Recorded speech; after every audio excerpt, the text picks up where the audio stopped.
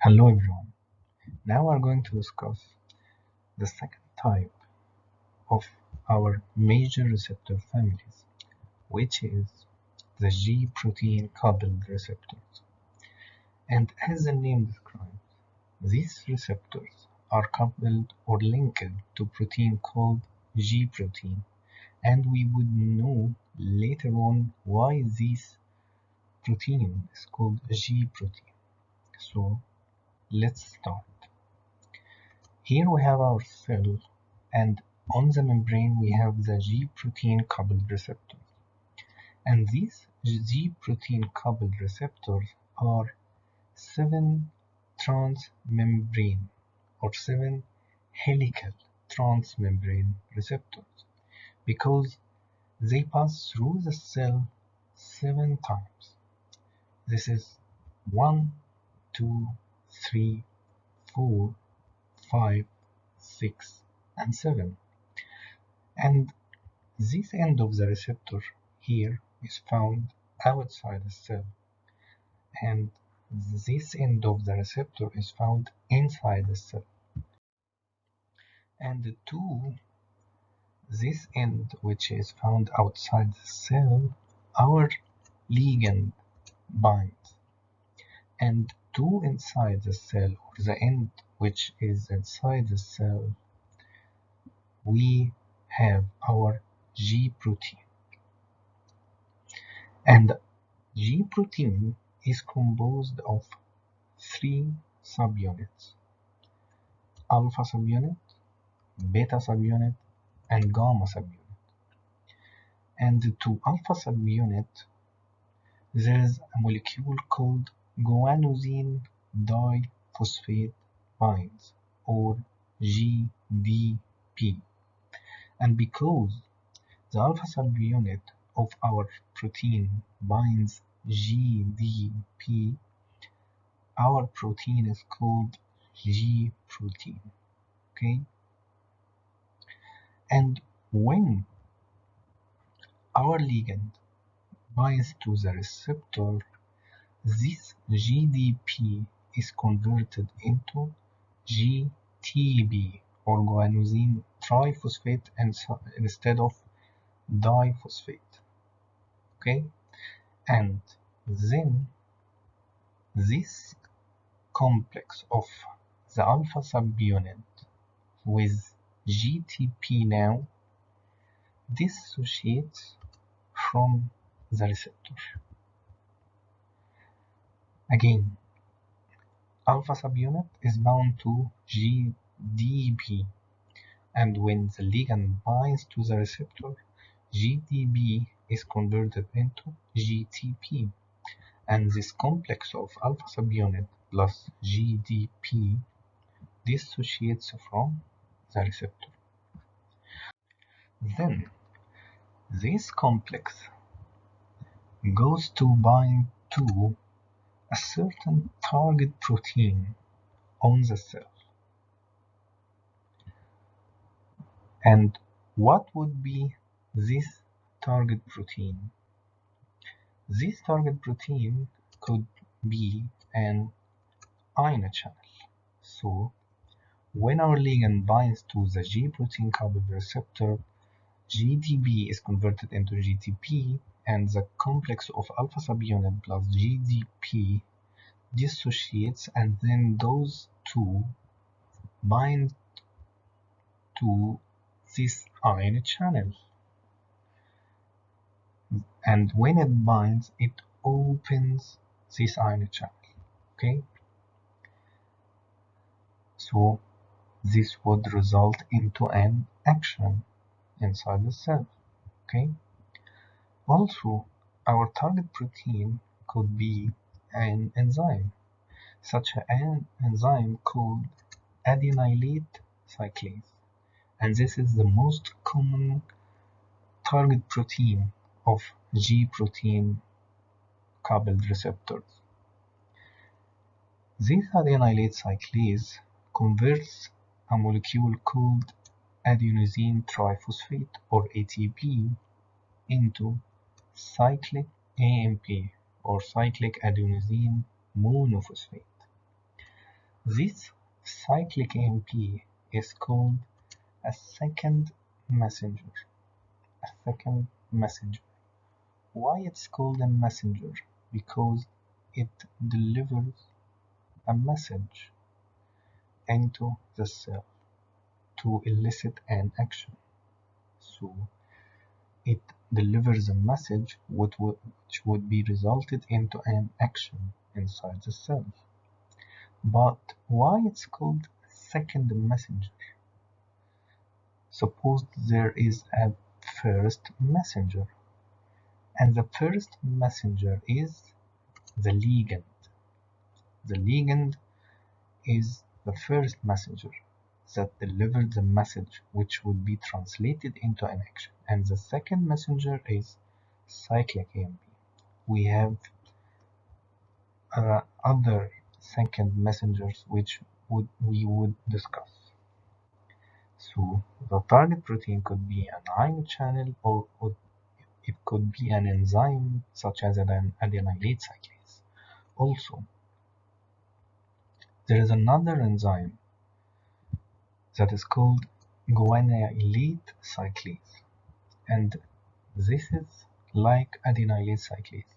It converts guanosine triphosphate, or GTP, into cyclic GMP, or cyclic guanosine monophosphate, and this cyclic GMP is also a second messenger. Okay, our target protein could also be an enzyme called phospholipase C,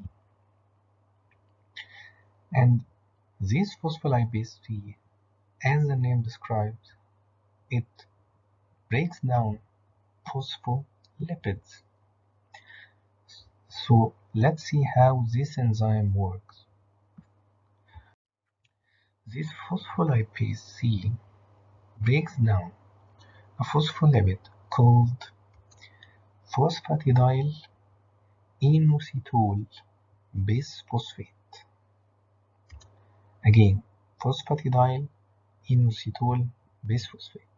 Let's have a look at the structure of this phosphatidyl inositol bisphosphate to see how this enzyme phospholipase C works.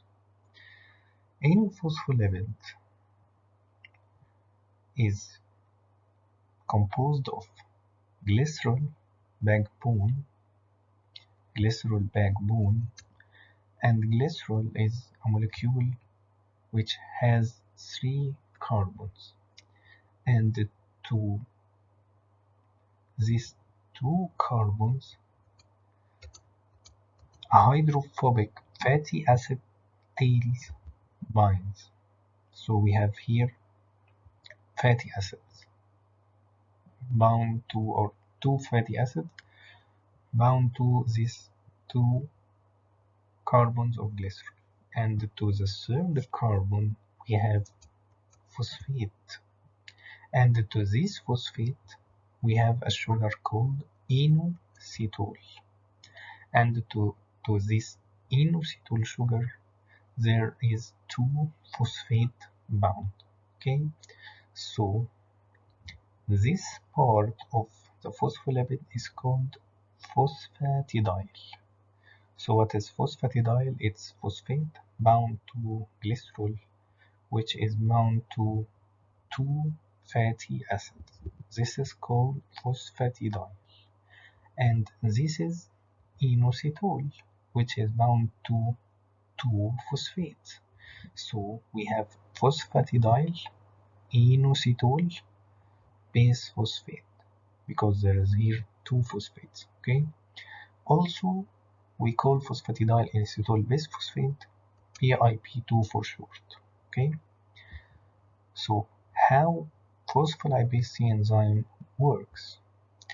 Our phospholipase C breaks down here at that part, so we end up with 2 parts. Number 1 part is this part. What is this part? It is an inositol bound to 1, 2, 3 phosphates. So it's inositol bound to 3-phosphate. So this part is called inositol triphosphate, or for short IP3. And this inositol triphosphate is also a second messenger, such as cyclic GMP and cyclic AMP. And this IP3 or inositol triphosphate, when it increases calcium inside the cell. Okay, so this second messenger increases calcium inside the cell. Okay, what is the second part which results from the action of phospholipase C? This part here, and this part is glycerol bound to two fatty acids, and the fatty acid, when bound to another molecule, is called acyl. So we have glycerol with two acyl, or we call it diacylglycerol, or DAG.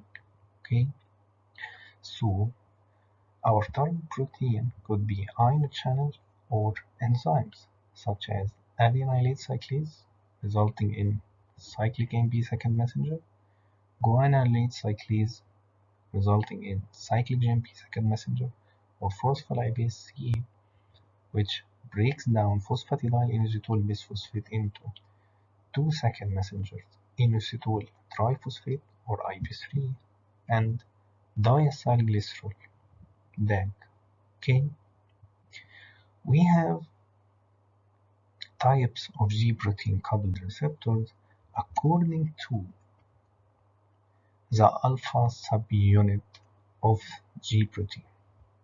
So we can have a G protein with alpha subunit which is GS, and S stands for stimulatory.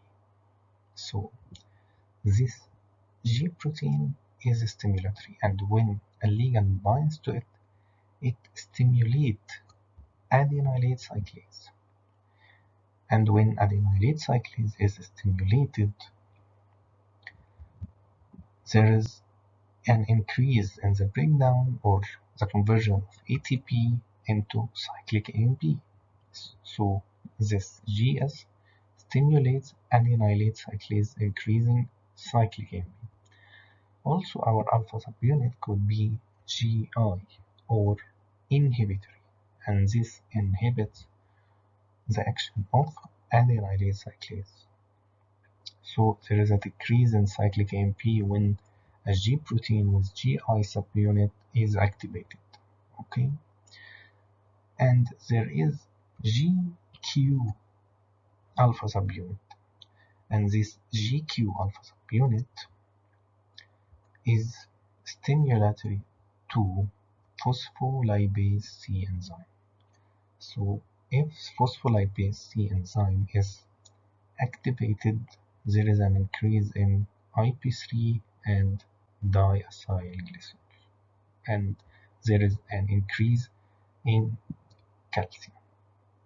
Okay, by the way, also cyclic AMP increases calcium inside the cell, and because of its action, there's other actions occurs also in the cell other than in the increase of calcium. Okay, so that was the second type of major receptor families, which is the G protein coupled receptors.